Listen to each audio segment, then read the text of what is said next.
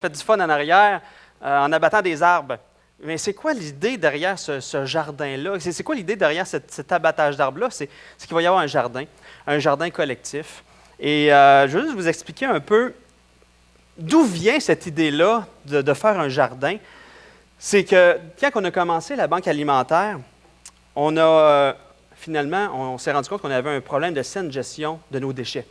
À chaque semaine, il y en a à peu près un quart de tonne de déchets compostables qui se ramassaient aux poubelles.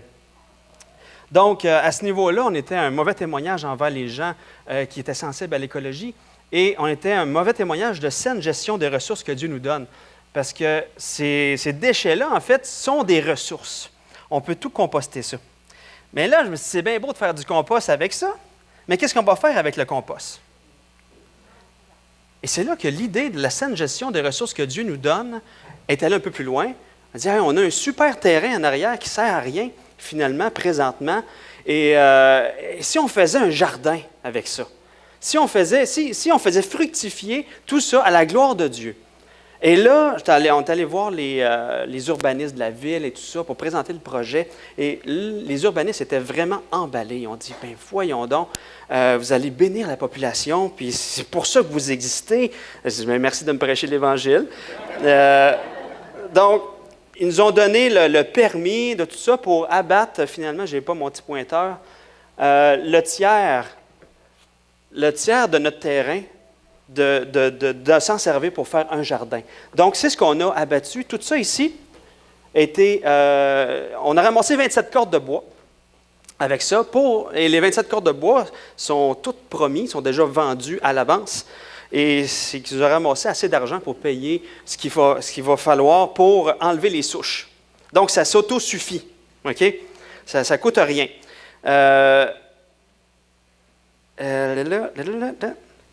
Mais comment ce projet de saine gestion peut être une bénédiction pour les gens de la ville? En ce moment, je ne sais pas si vous avez remarqué, mais il y a un engouement pour l'agriculture biologique partout dans la Montérégie. Les statistiques apportent ça constamment et on voit des émissions à télé comme Les jardiniers et tout ça. Et les gens, il y a un retour à la terre qui est là. Un engouement pour cette agriculture biologique-là. Les gens aspirent à vivre une simplicité, à vivre différemment du reste de la société. C'est ce qu'on voit en ce moment. Ils aspirent à vivre un bonheur en lien avec la nature.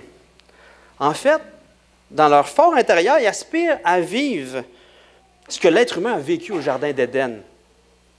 En fait, ce qu'ils aspirent à vivre, c'est une relation avec Dieu. Mais ils ne savent pas encore. Puis au travers de la nature, on peut leur présenter Christ. Au travers du compostage, c'est peut-être niaiseux ce que je vous dis là, au travers du compostage, on peut présenter la vie de Christ. Comment Jésus soutient encore toutes choses aujourd'hui? Je vais juste vous lire un passage dans 1 Corinthiens. Je ne vous le lirai pas au complet, mais l'objectif, c'est que Jésus a voulu tout réconcilier. Tout ce qu'il y a dans le ciel et sur la terre. Jésus a voulu tout réconcilier et Jésus soutient encore toutes choses aujourd'hui. Tant ce qui est dans la terre, tant ce qui est dans le ciel, nous, tous les électrons, tous les atomes, Jésus soutient encore tout ça. Enlève Jésus de l'équation et flou, il n'y a plus rien qui se passe. Et de la même manière, Jésus soutient la vie, puis la vie de la nature aussi, notre vie. Et que, comme nous, on est dépendant de la vie de Christ, on est dépendant de l'Évangile pour vivre constamment, de la même manière, la plante qui pousse est dépendante de la vie qui est apportée par le sol. Et tout ce qu'on apporte au sol, quand que la vie dans le sol qui est lancée, le sol devient un gros estomac qui digère tout pour rendre accessible tous les nutriments à la plante. Et l'Évangile est là. L'Évangile est facilement explicable au travers de ça.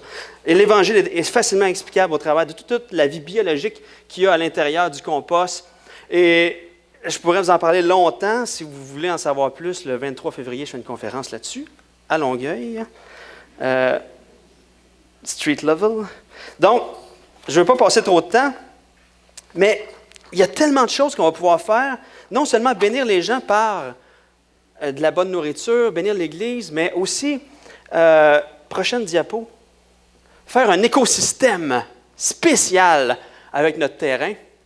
Bon, là, c'est sûr, il y a des panneaux solaires, toutes ces affaires-là, mais c'est une photo que j'ai vue sur Internet qui représente bien un peu un écosystème. Un plan d'eau au centre qui fait que dans la nuit, les crapauds sortent, les grenouilles, pour aller manger des limaces. Et tout se fait tout seul. Les plantes qu'on a placées d'une manière spéciale pour faire un compagnonnage les unes envers les autres qui démontrent à quel point Dieu a bien créé la nature. Des cabanes d'oiseaux qui fait que les insectes nuisibles sont mangés. Des arbres fruitiers qui attirent les insectes nuisibles pour les cultures dans les arbres fruitiers. Il y a tout un écosystème spécial qui démontre comment Dieu est intelligent, comment Dieu a bien créé la nature. Donc, qu'est-ce que ça va apporter comme bénédiction? Prochaine diapo. Louer Dieu en découvrant sa nature. Nous-mêmes, on va être vraiment bénis de ça. Plusieurs implications de l'Évangile, comme j'expliquais tantôt, la vie du sol transmise par les plantes, les clubs des explorateurs qui vont pouvoir observer au travers des petites parcelles à eux comment la nature fonctionne, comment les grains poussent, comment le grain qui est dans le sol, qui semble mort, puis que Dieu réveille d'une manière spéciale, qui porte la vie. Offrir des ateliers sur l'agriculture biologique à l'Église et à la population, donc des ateliers sur l'apiculture, aussi pour les gens de l'Église et la population. À quel point, à l'intérieur des ruches, on voit le fonctionnement du corps de Christ. C'est vraiment intéressant. Et on prêche l'Évangile au travers de ça. Des revenus de compostage aussi. Il va y avoir des revenus de légumes aussi. Bonifier le marché économique. Être un bon témoignage pour les gens de la ville. Vivre la communauté pour les gens qui s'impliquent. Parce qu'il va y avoir aussi des non-croyants qui vont venir s'impliquer avec nous. Des liens avec les maisons de transition puis les organismes communautaires de la ville. Parce qu'il y a des gens qui sortent de prison ou qui payent des tickets non payés, tout ça, qui vont pouvoir purger leur peine, mais avec nous. C'est une drôle de peine. Ça va être une joie. On va pouvoir leur présenter l'Évangile. Donc, pourquoi je vous présente ça? Parce que le printemps s'en vient, même s'il fait fret. Mais là, tous ceux qui sont intéressés, qui voudraient faire partie du projet, venez me voir à la fin de la célébration. Et je vais prendre votre nom en note. On va faire une belle réunion. On va monter un beau plan ensemble. Puis on va faire fructifier à la gloire de Dieu les ressources que Dieu nous donne pour démontrer qui il est, pour qu'on soit édifié, puis pour présenter l'Évangile aux gens. C'est un beau projet? Moi, en tout cas, je trouve que oui. Là. Donc,